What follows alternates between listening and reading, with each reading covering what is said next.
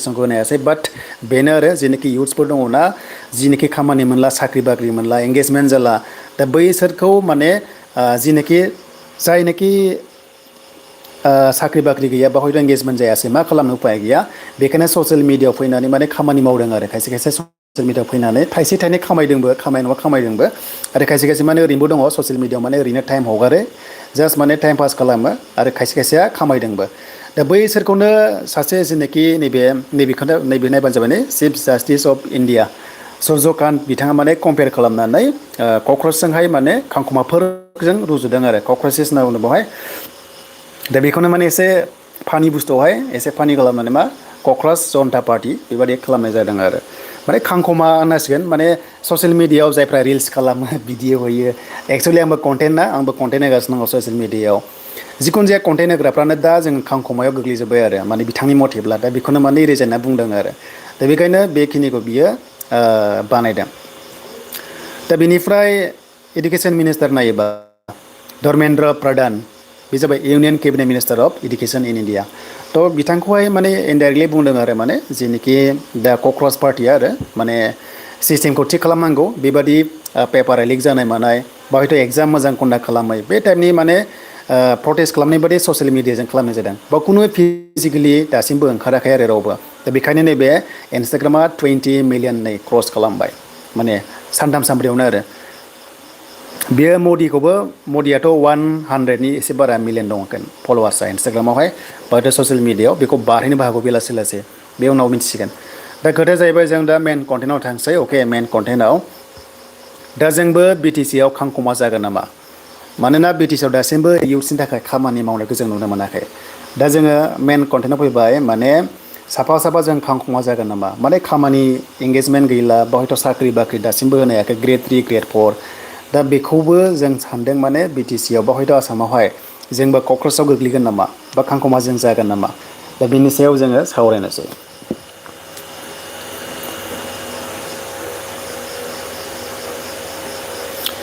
अके जोङो कमेन्टखौ नायग्रोनो अके एसेबाबो नोंथांमोना कनसेप्ट क्लियार जाबायना आं बेखौ आंनि ब्लगिं चेनेलाव होगोन माने आंनि बे इडुकेसन चेनेलाव बारा एसे गासैबो खोथाखौ बुंजोबनो हायाथ' स' आं ब्लगावहाय बुंगोन आरो माखासे सिस्टेमनि सायाव दा जोङो कमेन्ट्सखौ नायग्रोयोबा बिटिसि ग्रेड 3 रिजाल्ट आदसा बिनि सायाव जों सावरायगोन जागोन आदसा दा नोंना मा गामि मोनलाय आंना उदालगुरि टाउन खाथियावनो माखासे प्राइभासिनि थाखाय मेन गामिखौ खोन्था जाया ससियेल मिडियायावहाय खांखमाया गोग्लैगोन नङाबा अके बिनिफ्राय बिटिसि ग्रेड 3 रिजाल्ट मा जाखो आदसा जों बे दा कन्टेन्टआव फैगासिनो दङ एन्ड बिटिसि टेट रिजाल्ट आदसा गोबां सोंगासिनो दङ टेटनि रिजाल्ट आदसा एन्ड बेनिफ्राय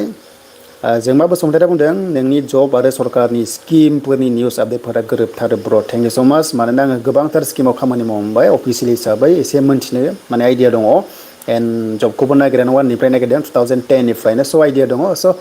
बेखौनो आं नोंथांमोनजों दासान्दि आपडेटखौ माने आं जि नलेज मोनबोनाय बेखौ आं नोंथांमोना प्रेक्टिकेलि मोनबोनायखौ फोरमायगासिनो दङ जाहाथे नोंथांमोनाबो आपग्रेड जानो हायो देन नेक्स्ट कमेन्टखौ जों नायोबा आदा गाबोन आसाम कामान्ड' डकुमेन्ट्सनि बागै भिडिअ लाबो जागोन नाजागोन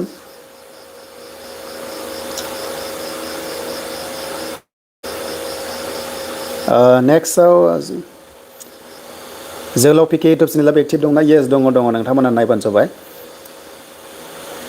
रबा আমি ডিসকাস করে আছো ঠিক আছে বিটিসির হোক বা আসামৰ হোক ঠিক আছে গ্রেড 3 হোক গ্রেড 4 হোক আমি ডিসকাস করে আছো সবে চাই থাকিবা চলো दा टेटनि थाखाय गुड निउज কোনোবা যদি टेट एग्जाम দিছিলে বা হয়তো टेटৰ কাৰণে প্ৰিপাৰেচন কৰি আছিলে গুড নিউজ আহিছে সি टेट एग्जाम হ'বলৈ গৈ আছে আমাৰ 6 সেপ্টেম্বৰ ঠিক আছে এতিয়া এপ্লাই চলি আছে এপ্লাই জাগাছ নঙ সবে এপ্লাই কৰিবা সি टेट পাছ হ'লে বেনিফিটছ আমাৰ তিনিটা আছে এটা হ'ল বিটিসি टेट এলিজিবল হ'ব তাৰ পিছত অসমৰ কাৰণে হ'ব আৰু সেন্ট্ৰেলৰ কাৰণে এলিজিবল হ'ব বেনাৰ সি टेट পাছ হ'বাday বেনিফিটছ ট্ৰিপল বিটিসি टेट आसाम टेट बेनिफ्राय सेन्ट्रेल टेटआवहाय नोंथांमोना एलिजिबल जागोन बेखायनो एप्लाइखौ खालामदो जुदि बोथ साइड पेपार एप्लाइ खालामबा ओनलि 600 पेमेन्टखौ खालामनांगोन आरो सिंगल खालामबा 500 पेमेन्टखौ खालामनांगोन स' बेखायनो जायफ्रा डिप्ल'मा दङ डिलेड आरो बिएड दङ स' नोंथांमोना एप्लाइ खालामदो एग्जामा 6 सेप्टेम्बराव जागोन आरो देग्लायनो भेकेन्सि ओंखारगोन आरो गुड निउसआ बेनो बिटिसिनि थाखाय बर' मिडियाम पस्ट दा ओरैबादि दङ स' नोंथांमोना सारप्राइज जागोन जेब्लानाखि साख्रि मोनो आरो सेलारि बुंनो नाङा ओरैबादि मोजां अके देन जोङो आसामनि टेटखौ जों सावरायोबा अके जों थांगोन अके आसामनि टेटखौ जों सावरायोबा देन जोङो थांनांगोन अके DEआव बेनिफ्राय जों ग्रेड 3 ग्रेड 4 जों सावरायगोन अके DEE आसामाव LP UPनि स्पेसियेल जेनोखि टेट जानो थांगासिनो दङ स्पेसियेला बर' मिडियामनि थाखाय बियो थाबैनो एडमिट ओंखारसिगोन मानोना नैबे एडुकेसन मिनिस्टारा मोननाय दायथ' मोननाय लोगो लोगोनो रुनज पेगु बिथाङा एनाउन्समेन्ट खालामगोन आरो नोंथांमोना स्पेसियेल टेटखौहाय होनो मोनसिगोन दे बे जाबाय BTCनि नङा आसामनि थाखाय आरो नैबे आसाम टेटनि थाखाय माने एडुकेसन डिपार्टमेन्टआ बुंदों जे BTCखौ लाफानानै टटेल पस्टआ 50,000 प्लास दङ 50,000 प्लास दङ अलरेडि CMआ एनाउन्स खालामबाय स्पेसियेल टास्क फर्स दादों आरो बे स्पेसियेल टास्क फर्सआ उइदिन 3 मान्थ्सआव माने रिपर्टखौ लाजोबनानै एपइन्टमेन्टखौ आसाम स्टेटआव होगोन आरो दा खोथाया जाहैबाय माब्ला मोनगोन एपइन्टमेन्ट लेटारा आसामना टेटआ कन्डाक्ट जाग्रोगोन स्पेसियेल टेट जाग्रोगोन बिनि उनाव पस्टआ फैगोन दा बेखायनो जुलाइआव स्पेसियेल टेटआ बाहायथ' जुननि लास्ट उइकआव जुलाइआव स्पेसियेल टेट एग्जाम कन्डाक्ट खालामनानै आगष्ट सेप्तेम्बराव पस्टआ फैनानै साख्रिखौ मोनगोन मानोना गोबांथार पस्ट दङ आरो मोनसे मोजां खबरा मा 30 मेनि सिगां आसामनि टेटनि भेकेन्सिखौ डिक्लेयार खालामगोन কোনোবা যদি অসমৰ টেটৰ কাৰণে যদি প্ৰিপাৰেশ্যন কৰি আছিলে আসাম স্পেচিয়েল টেটৰ কাৰণে এক্সাম হ'বলৈ গৈ আছে 30 মেৰ ভিতৰত অফিচিয়েল নটিফিকেশ্যন অহা চান্স আছে অসম টেটৰ কাৰণে ঠিক আছে যিমান ভেকেন্সি আছে এইবিলাক সব 30 মেৰ আগত কিবা এটা নহয় কিবা অফিচিয়েল নটিফিকেশ্যন অহা চান্সটো আছে ঠিক আছে এতিয়া বৰ্তমান আমি जों थांसै दायो BTC टेट अके मानोना BTC टेटखौहाय गोबांथार नेनो बाय गोबांथार टाइम लाबाय दा ससियेल मिडियायाव आं मोनसे भिडिअ नुदों बिथाङा मा पस्टआव दङ मा बिबानाव दं मिन्थिया बिथाङा पार्टिनि मानसि बाट दिनैसिम एडुकेसन डिपार्टमेन्टनि अफिसियेलनिफ्राय दासिमबो डाइरेक्टरनिफ्राय जोङो प्लेसमेन्ट नुवाखै आरो मेन एडुकेसन डिपार्टमेन्टनि मालिक बिथां रबिराम नार्जारि सारनिफ्रायबो जों खुगानिफ्राय खोनायाखै नाथाय साइडआव थाग्रा जेनाखि पार्टिनिफ्राय बुंनाय बादिब्ला साफा सानै थायो नालाय पार्टियाव बेबादिनो खामानि मावग्रा बिथाङा बुंनाय बादिब्ला थाबैनो रिजाल्टखौ होसिगोन होनना बुंदों टेटनिखौहाय स्क्रुटिनिया जोबजोब्बाय होनना बुंदों बेथ' नंगौ नंनाया नाथाय बिथाङाबो डेटखौ एक्जेक्टलि बुंनो हायाखै नाथाय स्क्रुटिनिया जोबजोब्बाय आंनि सर्सआव मोननाय बादिब्ला माखासे एक्सट्रा एक्टिभिटि सार्टिफिकेटखौहाय भेरिफाइ खालामबावदोंमोन जेरैहाय स्पर्ट्सनि NCC आरो कालचार मेनलि कालचारनिखौ आरो स्पर्ट्सनिखौहाय भेरिफाइ खालामनो जानांगौ NCCआ जेबो फेक जानो हाया बाट गुबुन गुबुन स्पर्ट्स आरो कालचारखौहाय एसे जास्ट भेरिफाइ खालामफिनदों होननायखौ आं खोनादोंमोन बाट बे नंगौबो जानो हागौ दा आसामनिफ्राय जों नायोबा आसामा मेनआ जाहैबाय आसाम दे आसामनिफ्रायसो माखासे SIU फैयो आसाम गैयाबा SIU फैया फाइनेन्सनिफ्राय SIUआ BTCआ लाबोनांगौ जायो होमबासो साख्रिखौ होनो हायो जाय SIUआ थांनाय बारनि सरकाराव SIUआनो गैजोबामोन जायनि जाहोनाव टेटनि मेरिट लिस्टखौ होनो हायाखैमोन नाथाय SIUखौहाय दा मोनजोब्बाय आरो दा हासिगोन दा बेखायनो अर्डारा स्पेसियेलि दिसपुरनिफ्राय फैनांगौ जायो दिसपुरनिफ्राय सिगनेल हरबासो ग्रिन सिगनेल हरबासो BTCआ साख्रिखौ होनो हानाय कन्डिसन जाना दङ दा बेखायनो टेटनिया मोनसे मोजां खबरा बेनो जे एडुकेसन डिपार्टमेन्टआ 30 मेनि सिगां भेकेन्सिखौ फोसावगोन टेटनि सायाव बेखौ नायोब्ला बियो BTCआव फैनाया माने थाबसै रिजाल्टआ दा बेखायनो रिजाल्टआ 30 तारिखनि सिगां BTCआव फैनो हासिगौ एडुकेसन डिपार्टमेन्टखौ नायोब्ला दा नैबे पर्टेलाव जों क्लिक खालामबा बेवहाय जोङो सिगां गाव-गावनि प्रफाइलाव थांनानै जोङो नायनो हायोमोन नाथाय वेबसाइटआ ओरैबादि माने आपग्रेड जादों जानांगौ सिङावहाय मेइनटेनेन्सआव दङ दा पर्टेला बेस्ट बेखौ नायोब्ला बेवहाय आपल'ड खालामगोना बारा गोबाव गैला नै बेवहाय क्लिक खालामबानो गाव-गावनि आइडिजों लगइन खालामनानै नोंथांमोना क्वालिफाइड आरो नट क्वालिफाइडखौहाय बाव रिजाल्टखौ नायनो हागोन आंनि मथेब्ला PDF मार्कशीट एबा हमना ला काट अफ फैनाय नङागोन जास्ट माने नामजों काट अफजों फैनाय नङागोन नाथाय बेवहाय डाइरेक्ट लगइन खालामनानै नोंथांमोना आसामाव जेरै होदोंमोन आसामनिया लगइन खालामनानैसो नायनो हादों स' बेखायनो BTCनाबो लगइन खालामनानैसो टेटनि रिजाल्टखौ बाव नायनांगोन नोंथांमोना दा लगइन खालामनोबा जों बाव खालामनांगौमोन नाथाय दा वेबसाइटआ बिजि जाना दङ डेट मिन्स मा रिजाल्टआ on the way I hope 30 तारिख बिफोर 30 तारिख बियो मेनि सिगां फैनो हासिगौ टेटनि रिजाल्टआ आरो दा काट अफ आं बुंनो हाला नाथाय रिजाल्टआ फैनो हासिगौ थाबैनो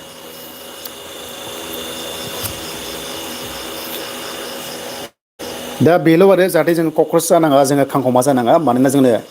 जोंनो मा नांगौ एमप्लयमेन्ट नांगौ इउथ्सआ माने एंगेज जानांगौ प्रजेक्ट गभर्नमेन्ट प्रजेक्ट जा एनजिअ जा स्किम जा हयथ' सरकारि साख्रि जा कन्ट्रेक्सुवेल जा जोंनो मा सरकारा जाहाथे इउथ्सखौ एननो हायो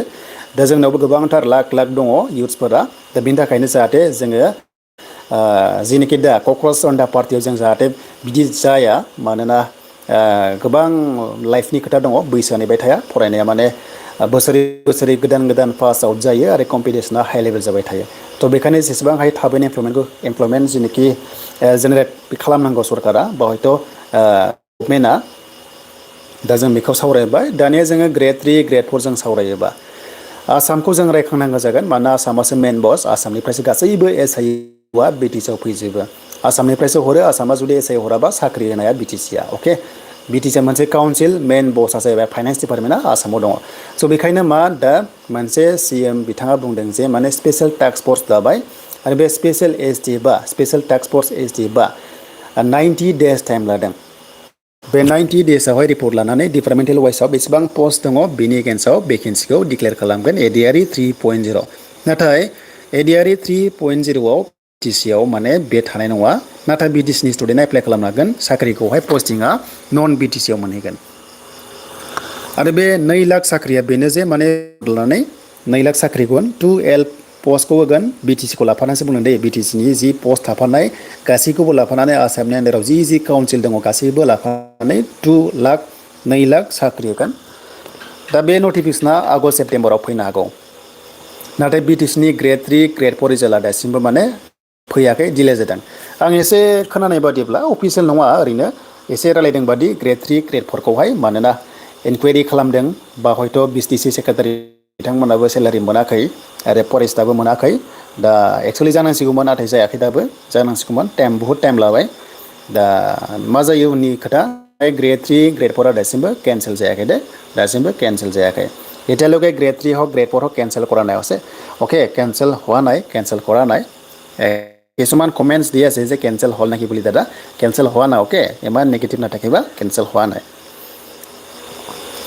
दा बे पेन्डिं थानायखौ होबासो निउ भेकेन्सिखौ होनो हागोन जुदि पेन्डिं थानायखौ होलासिनो बोरैहाय गोदान भेकेन्सि फैथावगौ बे मोनसे साननो गोनां दा फरेस्टनाबो फिजिकेल टेस्टआ दानो जाथ'वा जेबो इनफरमेसन फैथ'वाखै मानोना गासिबो प्रसेसआ लासै लासैसो जागोन आरो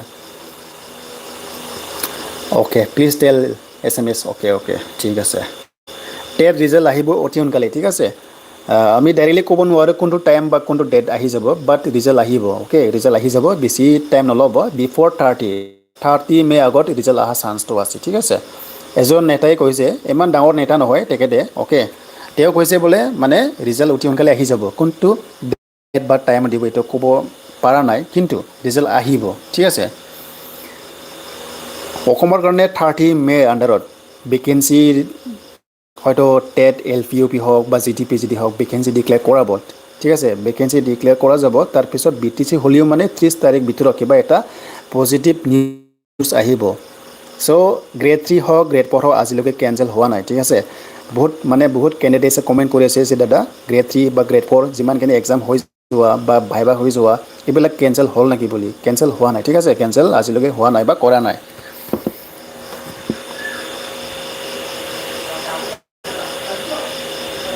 ओके उरुनो दयनिखौ आं गाबोन फुङाव नायगोन दे